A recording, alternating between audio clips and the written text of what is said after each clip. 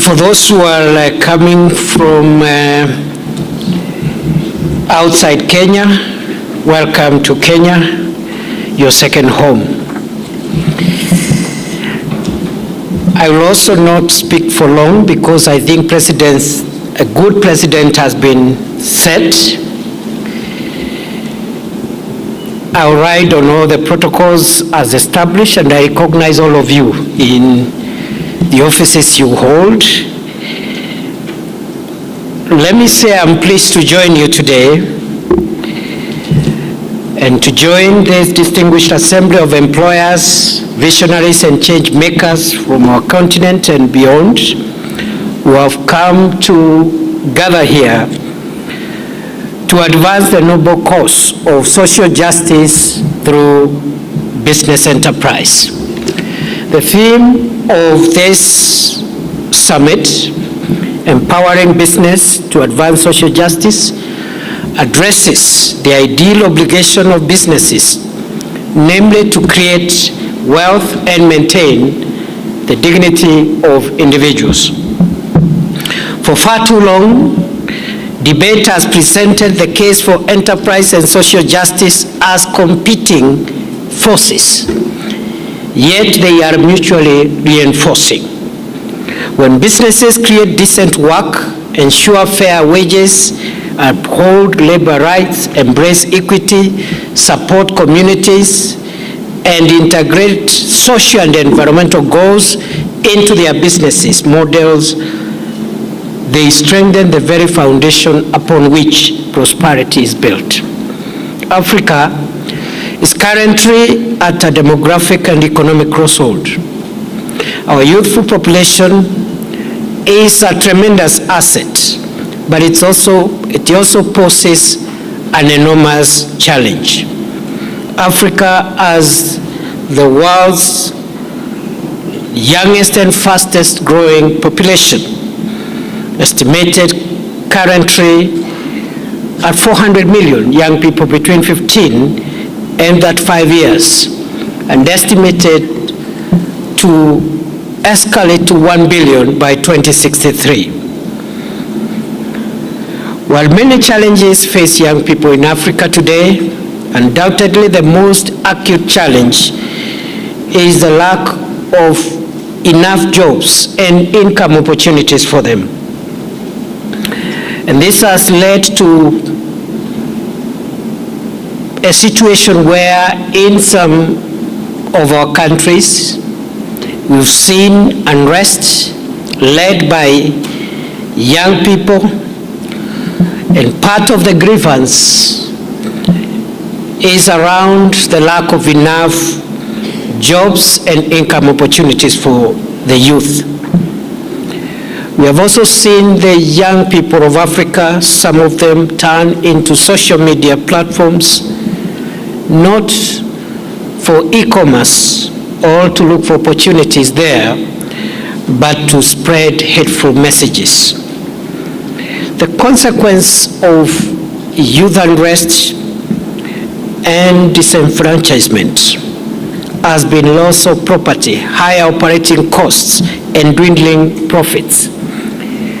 And therefore, the youth unemployment challenge presents the greatest opportunity for the social justice agenda that we are gathered here today to speak of.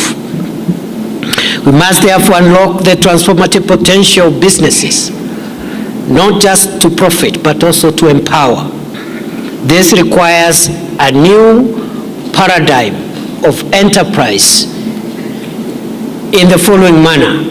One, businesses that embrace inclusivity, where women, youth, and persons with disability find meaningful participation and leadership. Two, socially conscious businesses, investing in communities, promoting environmental stewardship, and building resilience to climate change.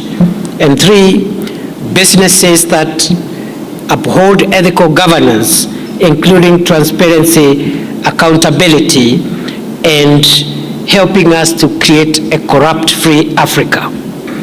Kenya, like many other African nations, has made social justice a guiding pillar of our national development. The bottom-up economic transformation agenda pursued by this administration has introduced a multi-pronged job and income opportunities creation program targeting young people. We recognize, however, that we cannot achieve this alone. We need the private sector, we need other employers to transform policy into job and income opportunities for our young people. We need the private sector to augment our interventions and offer the requisite community support so that the social aspects such as mental health and wellness, including sports, recreation, and rehabilitation facilities are simultaneously available, especially for our youth. Youthful workers today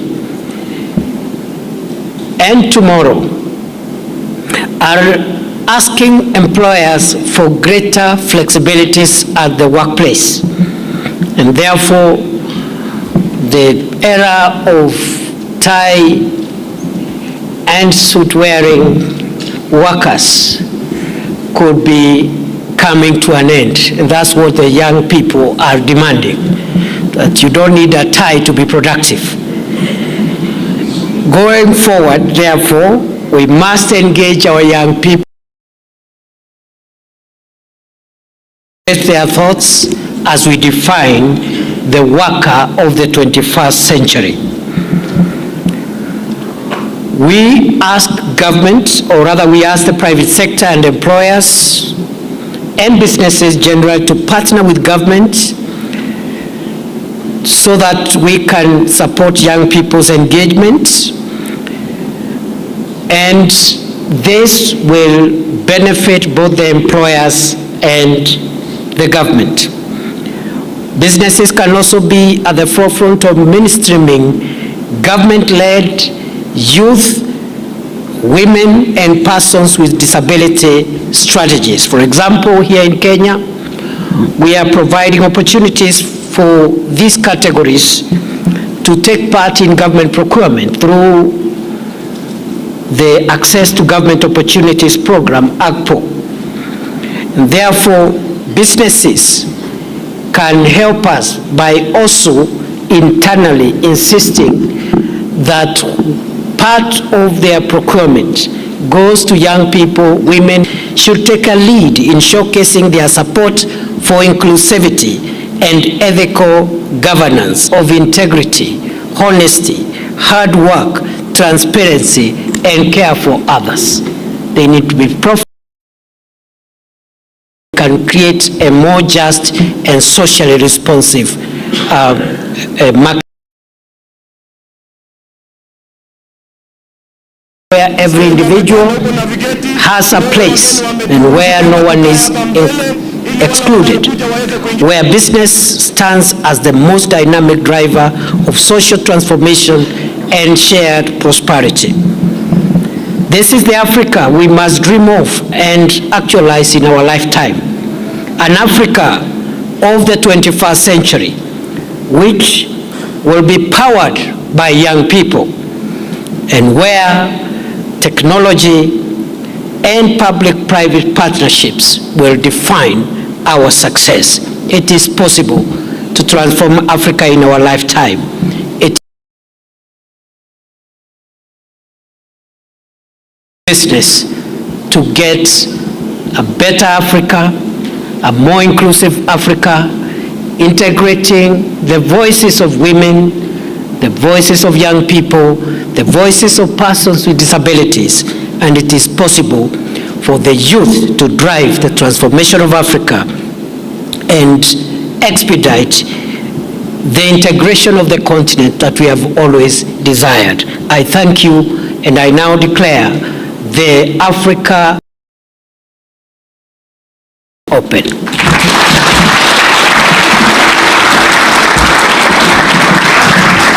Your Excellency.